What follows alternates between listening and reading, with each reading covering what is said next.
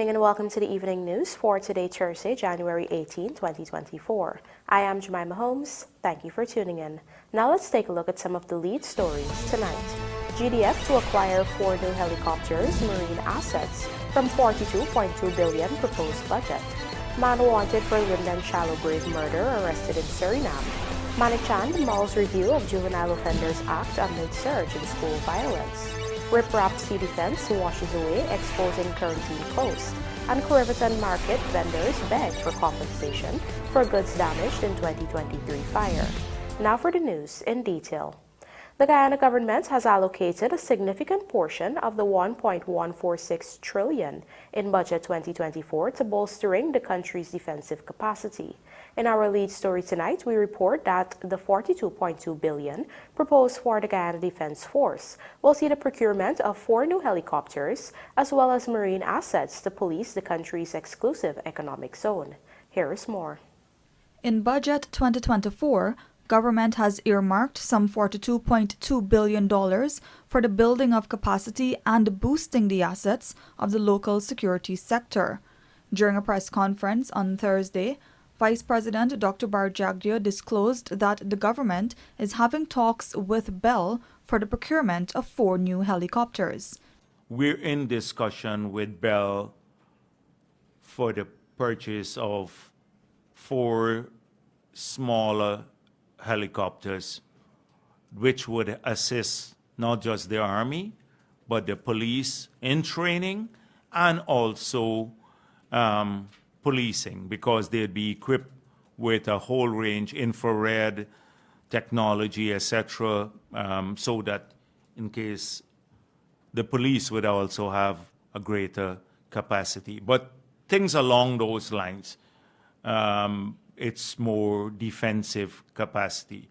Only last month, one of the Guyana Defense Force's helicopter was damaged in a horrific crash that claimed the lives of 5 servicemen. According to Jagdio, arrangements will be made to replace that chopper as well. Ultimately, I think you'd have to have other helicopters with capacity to carry large numbers of people. What model? I don't know. Because that needs to come out of the assessment that is being done now. But what they found now, I was part of a conversation where they said that these same helicopters, the smaller ones, they have low operating costs and they can use a lot to train more of our pilots too. So, and the smaller ones, significantly, the cost is a fraction of the larger ones. So the pilots can be trained here to a lot of training, as well as the security aspect of it. They can be equipped to enhance security. In addition to building its air fleet, the government also has a line of credit with India to acquire marine assets that will be used to enhance the policing of Guyana's exclusive economic zone. Earlier this month, President Dr. Irfan Ali had said that there were active plans to step up spending in the security sector, not only on hardware, but human resources. This comes on the heels of last month's heightened tension with neighboring Venezuela, which is laying claims to more than 2/3 of Guyana's land mass and a portion of its exclusive economic zone, where oil production activities are ongoing. However, President Ali has made it clear that these efforts are merely to enhance the country's defense capability and not for attacks. President Ali and his Venezuelan counterpart Nicolas Maduro have since agreed not to threaten or use force against one another. Education Minister Priya MANIKCHAND has signaled an intention to review the Juvenile Offenders Act in order to find a balance between providing an education for each child and addressing the hike in violence in schools. Rupasina Ryan tells us more. During the LiveWire program on Thursday, Education Minister Priya MANIKCHAND relayed that the issue of violence in schools is one which authorities continue to struggle with. She positioned that there is a strong stance against bullying in schools. However, acts of violence continue to occur on the part of children as well as their parents and, in some cases, teachers. In some cases, students found culpable will have to be suspended or expelled.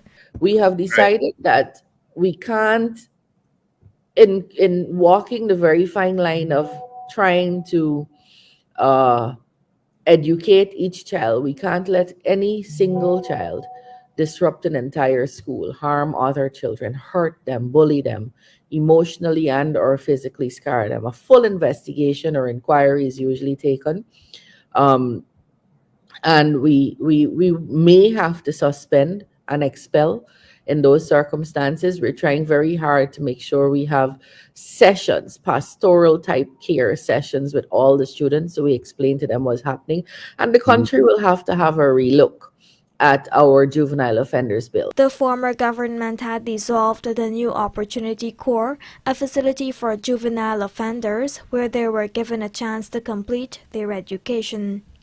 With this no longer functional, the education minister said the only other option is to expel such students, but this is not a constructive solution. At this point, all we could do is expel without any options for further education, and that is not the most desirable place to be. So the country has to look back at how we're going to deal with what is clearly a problem.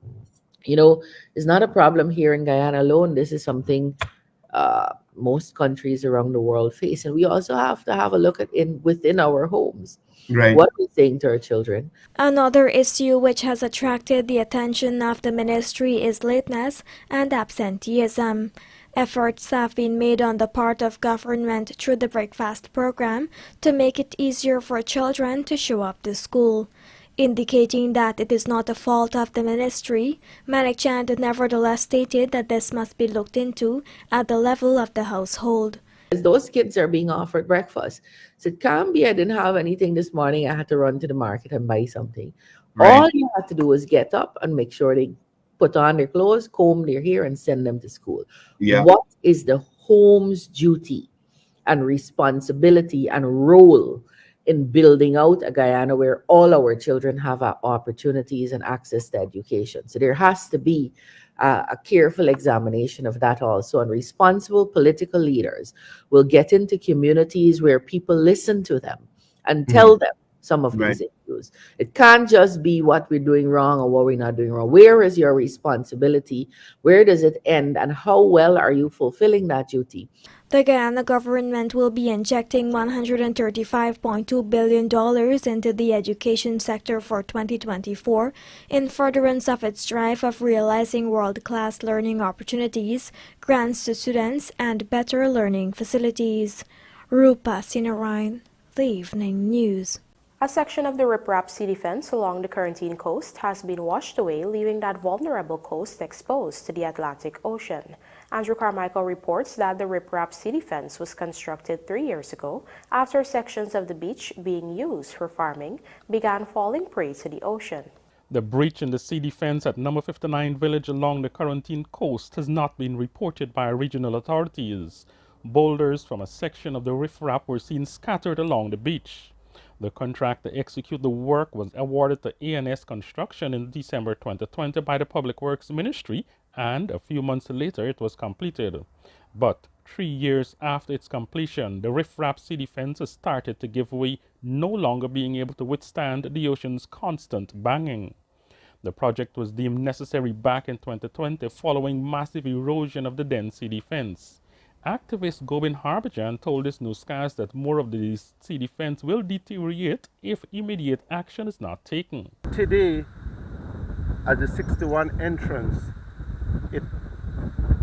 whatever the contractor did is washing away, both sides, the right-hand side and the left-hand side. In addition, in 2022, again, government spent approximately close to 40 million plus to build the 61 beach entrance road so people can traverse and have access to the beach this side. Today you have about a 4 feet or 5 feet drop. You can't get to the beach because the riprap or the boulders is washing away.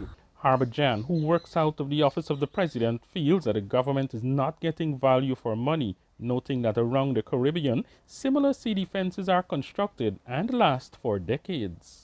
It is shocking to me is that we have an NDC not far away from here with councillors, and then we have RDC councillors in the upper quarantine.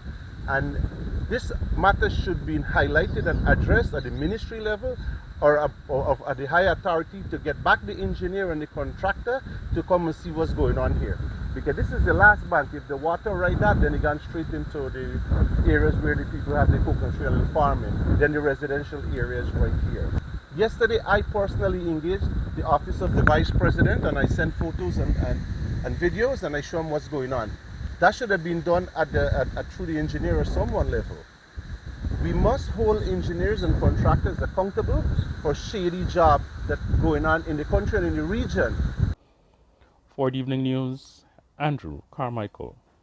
The number of migrants seeking Guyanese citizenship continues to soar, and efforts are ongoing to ensure all applications are properly vetted.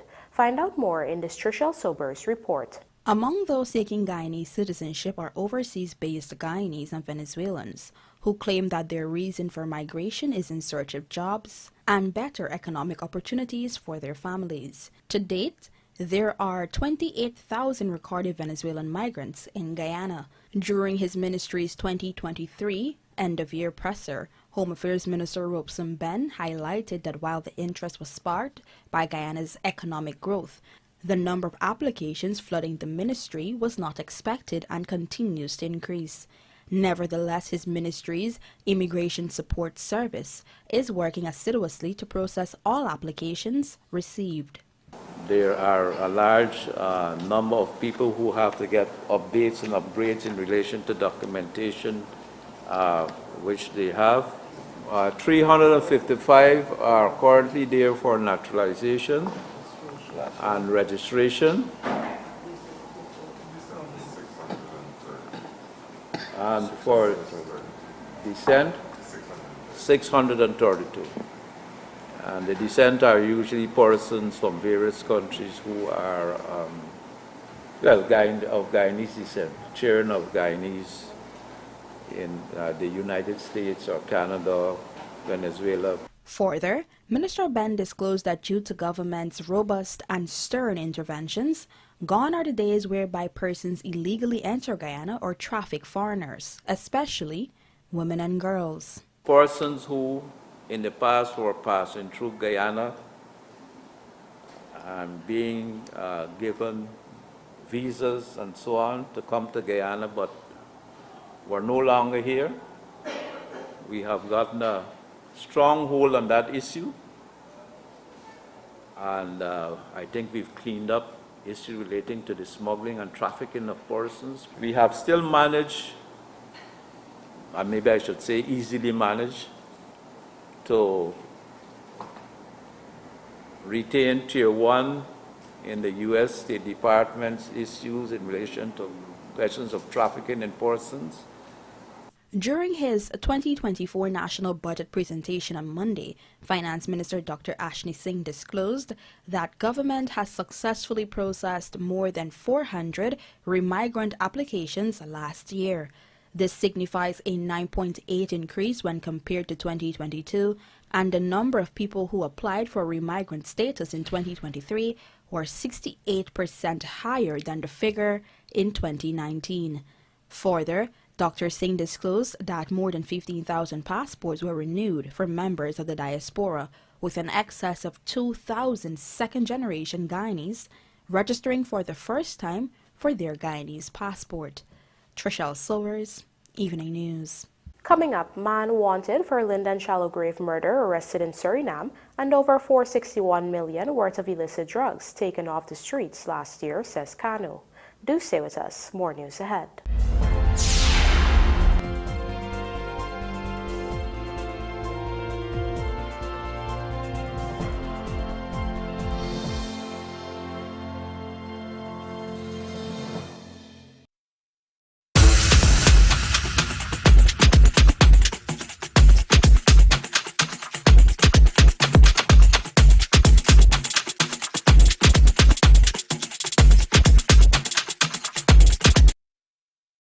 It's a new day with Shilling Oil. A unique blend of natural oils to help ease and soothe the day-to-day discomforts of life. Get relief for muscle and joint pain, headaches, and congestion. Shilling Oil lets you get back to the things you love doing most. Water relief with Shilling Oil. Distributed by Massey Distribution.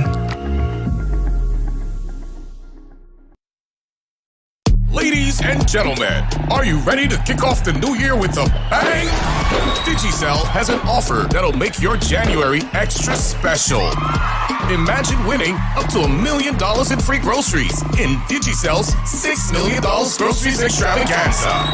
Simply top up with $1,000 or more, and you can be one of 6 lucky winners to enjoy the ultimate shopping spree worth $6 million. What are you waiting for? Start topping up today. Digicel, the network for everyone, everywhere.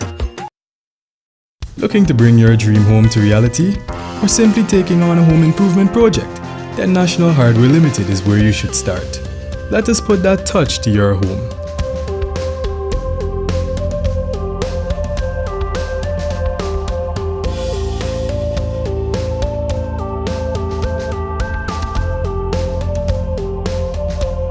Choose from over 1,000 Berger Paint original hues for any surface.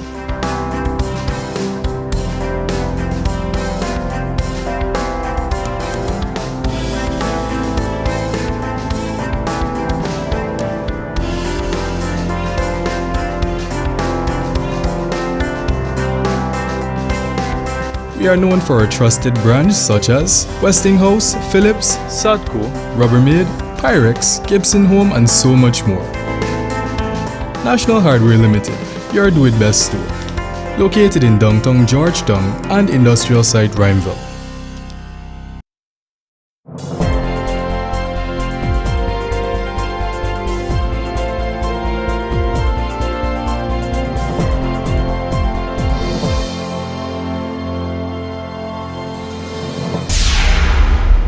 Welcome back. You're watching the Evening News. Members of the Paramaribo Regional Assistance Team today apprehended Shaquan Allen, better known as Iswi Boss, who, since 2021, has been wanted by the Guyana Police Force for the brutal murder of his girlfriend, 20-year-old Shauna Dover.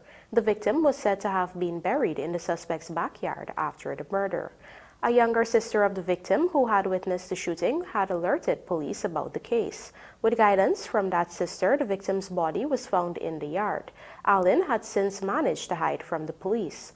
The Guyanese police had strongly suspected that the suspect had fled to Suriname in order to evade arrest. After a thorough investigation, the suspect was identified, arrested, and handed over to the police in Suriname for arraignment. Surinamese media have reported that he will be transferred to Guyana according to procedure. Shauna Dover had been murdered on April 3, 2021, but her decomposed body had not been found until April 30.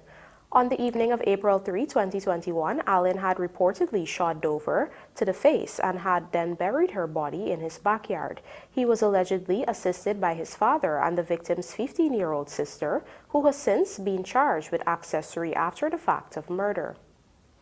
We now tell you that almost 2 months after a fire destroyed a section of the CORRIVERTON market, some of the affected vendors are still reeling from the impact of that disaster.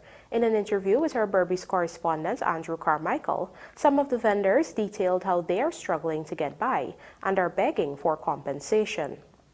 It was on November 27 that a fire destroyed a section of the CORRIVERTON market, leaving several stalls completely destroyed.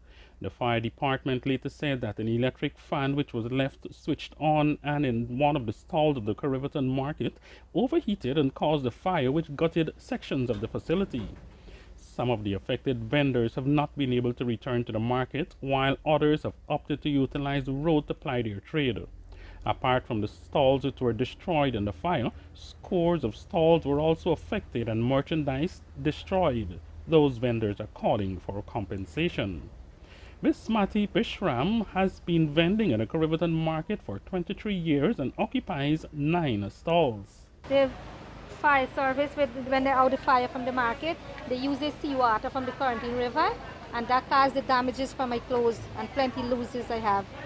And that's what we want for the compensate us so we can get to start back our business. What do you estimate those losses as? My estimate, I make a report at the station. Instead of we go to the station, I make a report. My estimate was, I said was $2 million, but thinking that the rest of my goods from my care home was good in condition. But after take it out for wash, then I could see like majority was damaged. So it's over $2 million. We concerned that this place burned down since the 27th of November, and nobody never ever come to us and tell us anything what is going on. That was Mayor Hawati Vishnu. She has been a vendor at the Corriverton market for more than 38 years. As a result of the fire, she lost her grocery shop and 3 bonds, which she claimed were all fully stocked. We lose everything. Left out our goods, like $30 million goods, left out our stand. That's how the 3 bond plus the stand. What are you hoping for now? Well, we hope that we can get something back, because nobody come in and tell us anything. We want them to come and tell us anything what they're going to do with us. MANIKCHAND has also been selling in the market for over 30 years, dealing in spices. She lost the shop she occupied. Half of the stand was grocery, packed at the front, and the back was packed with all the spices. All the spices, everything burned to dust. I have nothing. Everything. If we take the estimate, Like 32 million. I wasn't in the country at the moment when the fire take place. 2 weeks after I came back in the country, when I opened my stall, all my clothes, cosmetics, everything was soaking wet and damaged. Nobody didn't come, and I give report to the station, I give report to town council. Nobody didn't come and look into the matter as yet. some of the vendors say they suffered as a result of looting and are also seeking compensation. Meanwhile, only this week there were efforts made to clean up the area since the fire last year. During his 2024 national budget presentation, Finance Minister Dr. Ashney Singh stated that this year, $1.2 billion is budgeted to complete 5 community markets and to rehabilitate the Corriverton, Kamaka, and Suddy markets. For the Evening News, Andrew Carmichael. The Guyana Police Force is this year aiming to reduce serious crimes by 20%. To achieve this goal, Subject Minister Robeson Ben has said the Home Affairs Ministry is working with its international partners to amend legislation so that stricter penalties can be imposed on persons found carrying illegal firearms, among other things. Trishelle Sobers has this story. During the Ministry of Home Affairs 2023 end-of-year press conference, it was revealed that the Guyana Police Force recorded a 17% decrease in serious crimes. However, an increase was recorded in murders, with a more than 60% clear-up rate for the year 2023. In fact, it was revealed that incidents of murders and gun-related crimes have been on the increase. A total of 149 illegal firearms were taken off the streets last year. Subject Minister Robeson Ben noted that investigations revealed that the illegal firearms are being imported from several countries, including the United States. Guyana does not make any guns, and that all the guns are imported from particular countries. There are some issues of guns historically which were in the control of public security agencies, but somehow at particular times found their way into the hands of criminals. Meanwhile, the minister disclosed that the police force will be utilizing a substantial amount of its 2024 budgetary provision to aid in its crime-fighting capabilities, which includes the procurement of additional vehicles, boats, engines, body cameras, and breathalyzer tests. We are working with the UNODC and others, CARICOM Impacts. There is funding being given by the Canadians and the Germans and others in respect of the reduction in gun crimes and the possession of drugs, and in relation to the legislation relating to those things. Minister Ben said while his ministry will not be conducting a gun amnesty program, citizens in possession of illegal firearms are advised to turn them to the nearest police station, even if that includes doing it anonymously. If you have an illegal gun, pass by the police station, put it in a bag, and throw it in the yard. Those who have guns and shouldn't have them should perhaps walk into the nearest police station and give them up, or put them somewhere where they could be given up. You're not supposed to have any illegal gun. Trishelle Sobers, Evening News. Stakeholders in the local judiciary and law enforcement agencies have been equipped with a new law book series that would ensure there is more efficiency and expediency in the courtrooms. Here is Trishelle Sobers again with the details. Funded by the Canadian government, the Caribbean Court of Justice, in collaboration with the University of West Indies Cave Hill campus, compiled the criminal bench books. The 3-volume series is a compilation of rules and procedures, case laws, and policies for judicial officers across the Caribbean region.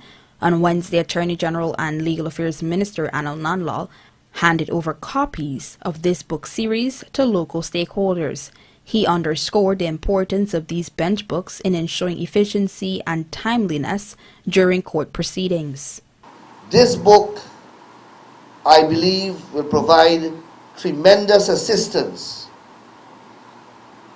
in understanding and applying the law, and obviously will bring resultant badly needed speed in the criminal justice system. In addition to speeding up court proceedings, Director of Public Prosecutions Shalimar Alihak said these bench books will also address backlogs in the courtrooms.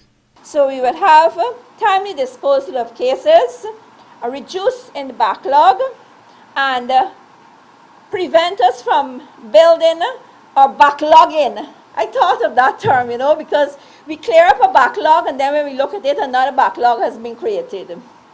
So let us maintain a nice even flow, and it will bring consistency in the decisions and in the hearings throughout Guyana, whether it's a court in Demerara, a court in Berbice, or a court in Essequibo.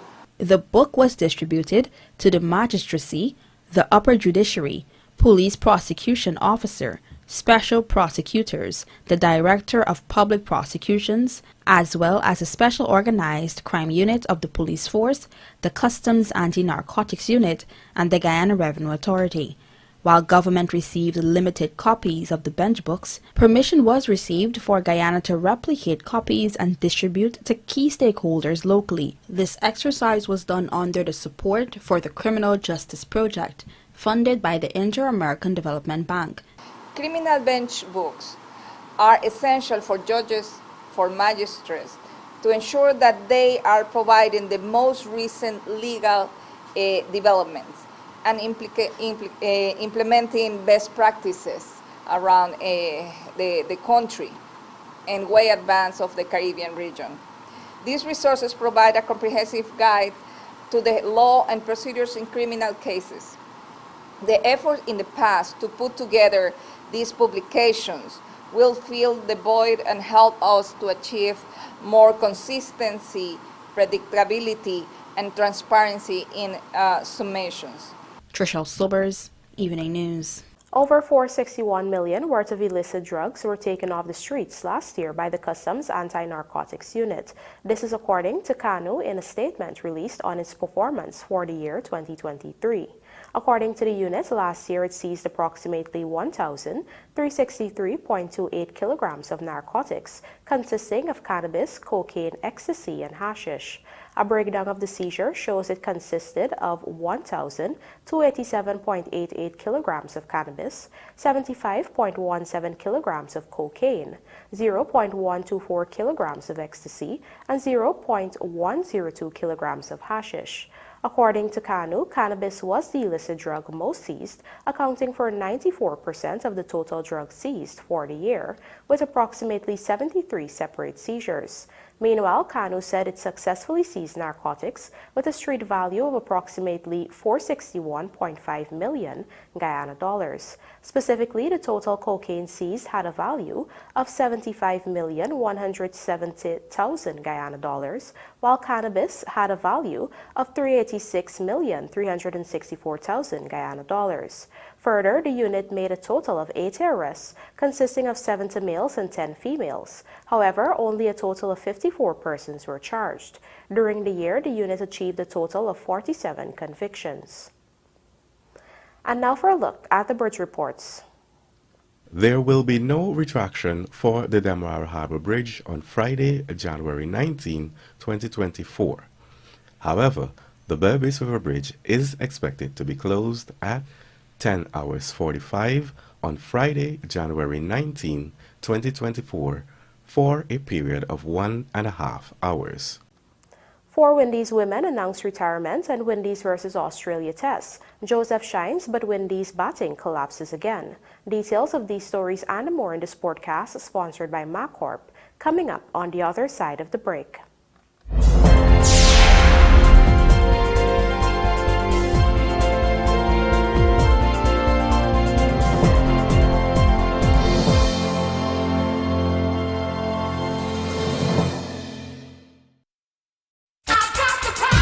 Miners, welders, and contractors. Have broken parts caused you tremendous downtime? Do you need an extra heavy-duty, dependable welding machine that will get the toughest jobs done and can also double as a generator to power all of your tools?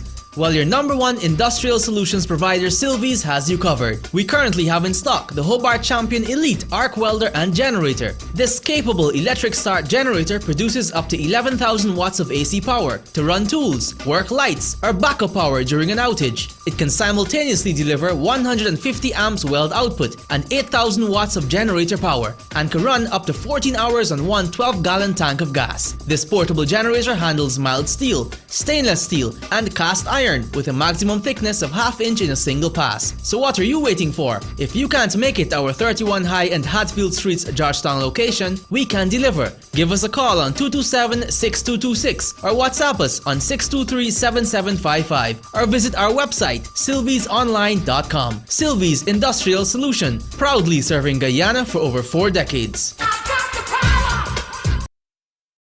Superbet, your best bet. Do you wish to pass some time and win while doing so? Play our Superbet online games. Choose from over 200 online games that are easy to play. Visit www.superbet.gy to choose your game. Must be 18 years and older. Terms and conditions apply. Play responsibly. Ladies and gentlemen, are you ready to kick off the new year with a bang? Digicel has an offer that'll make your January extra special. Imagine winning up to $1 million in free groceries in Digicel's $6 million groceries extravaganza. Simply top up with $1,000 or more, and you can be one of 6 lucky winners to enjoy the ultimate shopping spree worth $6 million. What are you waiting for? Start topping up today. Digicel, the